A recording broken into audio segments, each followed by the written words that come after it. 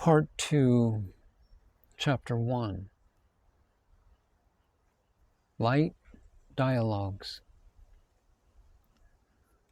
The great awe which Sri Bhagavan inspires makes him appear to new visitors too lofty, too majestic for humor. But soon afterwards they realize the fact that refined humor and wit emanate from the divine bliss which all spiritual masters enjoy in an eminent degree. Their cosmic vision makes them view all phenomena and events as the mere play of the Lord, His Leela, His cosmic dance, which is all joy and beauty.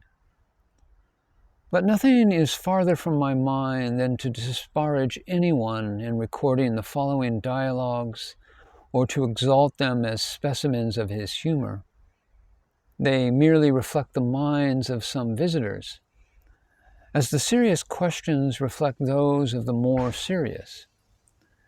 It is but right that the reader should have a peep into both. The first is the believer in the impersonal. Dr. H, of the small group of Americans who spent a few weeks in the ashram in February 1936, asked Sri Maharshi if there exists such a thing as a personal God. And Bhagavan said, "Yes, Ishvara." But with astonishment, Dr. H said, "What? With eyes, nose, and ears, etc.?" "Yes, if you have them, why should not God also have them?"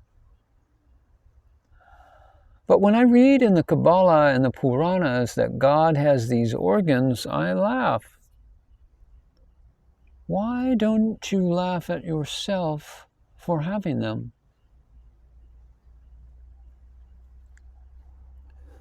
The second type is the businessman. Sometime afterwards, Dr. H came alone again to see the ashram for a few days' stay.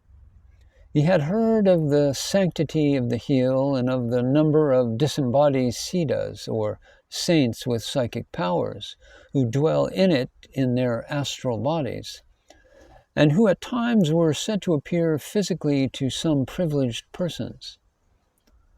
On the last night of his stay, he took it into his head to have his fill of the hill with, as he confided later to a friend, the secret hope of coming face to face with one of the siddhas. Being ignorant of the difficulty of the ground at night, he continued to roam among the boulders long after dark.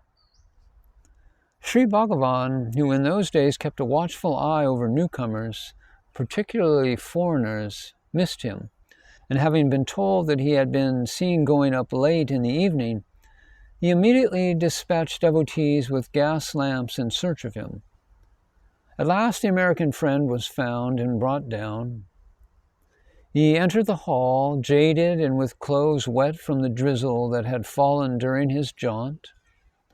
There was a cane chair, the only one in the hall, opposite Sri Bhagavan's sofa. On that chair he sat and started telling his adventure on the hill.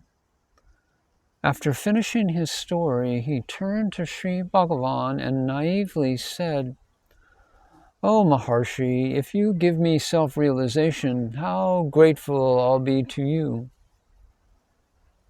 And Bhagavan said, "Oh. Indeed, I will be very happy. Tomorrow I am leaving this place and shall always think of you." Bhagavan, gently chuckling, said, "You will never go." Thinking that Maharshi was going to use siddhis to prevent him from going, he was very scared indeed. "How? I am certainly going. I have urgent work in the United States.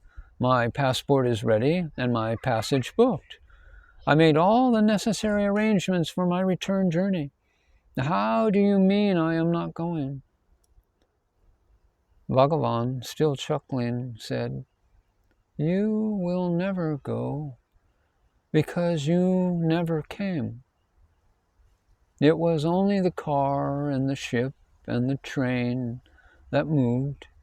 You did absolutely nothing but sit all the time till you found yourself here."